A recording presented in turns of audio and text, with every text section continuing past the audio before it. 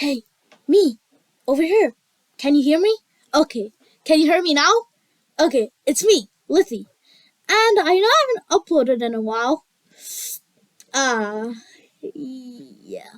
But I want to make up for it with this hopefully banger video about rockets. So sit back, grab some popcorn, and enjoy.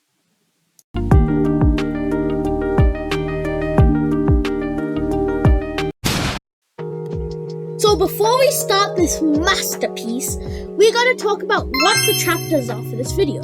So chapter 1 is what is a rocket. Chapter 2 is where did rockets originate and when are they used / where. And finally, chapter 3 is the future. So let's get into it. Okay, so let's start with the essentials. A rocket is a structure that goes to space and comes back if you want a reusable rocket or a capsule rocket. Simple, right? Wrong. A rocket must have many different factors, but for now, let's talk about 2. Aerodynamics and the thrust-to-weight ratio. Let's start with number 1, aerodynamics. Our Earth has an atmosphere, and when you throw a ball, there is a thing called air resistance, or an effect called air resistance, depending. Air resistance is when air molecules hit the object, slowing it down, creating a process called drag. Drag makes escaping the Earth a lot harder. Drag is also the reason why F1 cars always have those spoilers and a really weird looking shape depending on how you view it. However, there are a few ways to limit drag, and this is where aerodynamics comes in. Depending on the shape of an object, the speed changes too. You should see a picture on the screen, and this is basically shows it. And this is why we see rockets in the shape of a cylinder and a cone, as it is aerodynamic, reliable, and easy. Next, let's talk about how a rocket works. A rocket, put simply, has 4 main things: fuel, oxidizer, a nozzle, and a combustion chamber. The fuel can come in many different forms, such as cryogenic fuels that have to stay at a certain temperature or else it will evaporate or freeze. Methane fuel, which is what the BFR, Big Falcon rocket, from SpaceX uses, and the hydrogen fuel, which is very explosive and flammable, if you remember the Hindenburg, or if you just know that.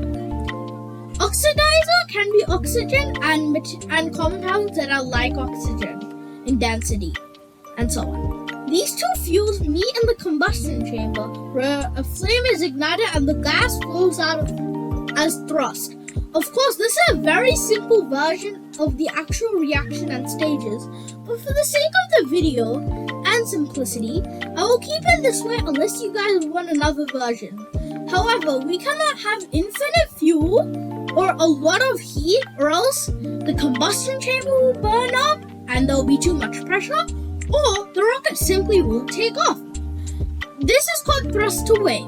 The more thrust than weight a rocket engine has, the better, as the rocket engine is more efficient and helps us get to space. And that means less cost, which is pretty good.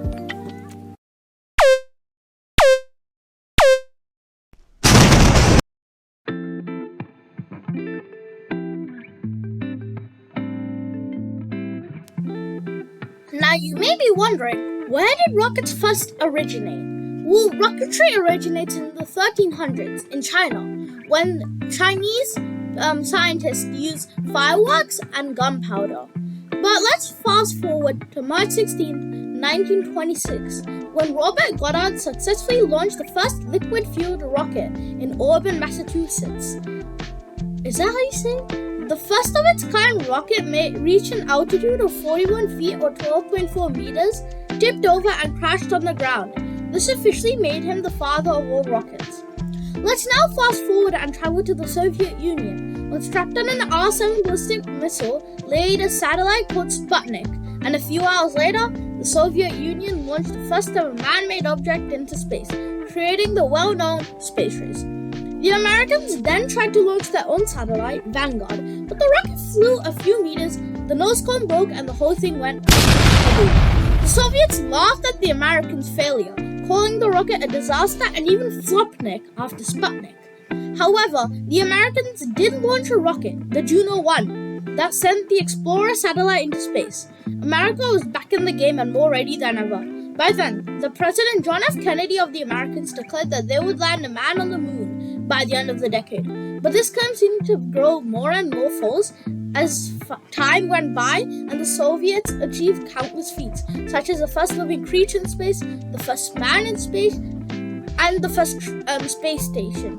Hope seemed smaller and smaller for the Americans, especially after the tragedy of the first Apollo mission, Apollo 1. I won't go into details, but then on December 21st, 1968, the first manned mission since Apollo 1, Apollo 8, made the first ever flyby of the moon, and soon, in 1969, Apollo 11 carried the first astronauts Neil Armstrong and Buzz Aldrin to step on the moon for the first time ever.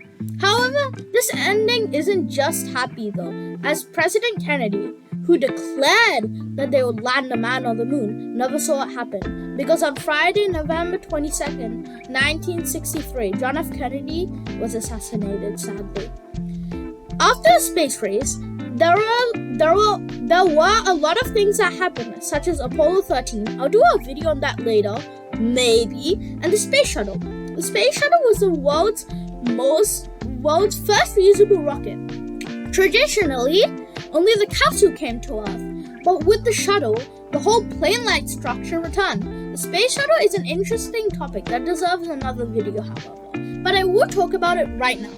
The space shuttle had boosters, a main tank, and of course the orbit itself. The boosters would detach before escaping the Earth. Then the fuel tank would detach once it's fully inside space and in an orbit, and the orbiter would return because of its heat shield towers, which is pretty cool. 3, 2, 1. Now to end this video off, let's talk about the present and the future. Right now, innovations in technology are booming, with companies creating 3D printed rockets such as the Electron and rockets that use kinetic energy such as spin launch. But let's look at SpaceX and NASA, who are currently developing the BFR, Big Falcon rocket, and the SLS respectively. While the Starship aims for Mars and has already flown a test flight, the SLS is still a work in progress, but it aims for the moon. Both of these have flown a test flight. So I'm excited to see what happens. Phew, that was a big video, guys, and I think I'll leave it off here. Thank you so much for watching, and if you can, please consider subscribing, as it helps me out a ton. This is Litty out.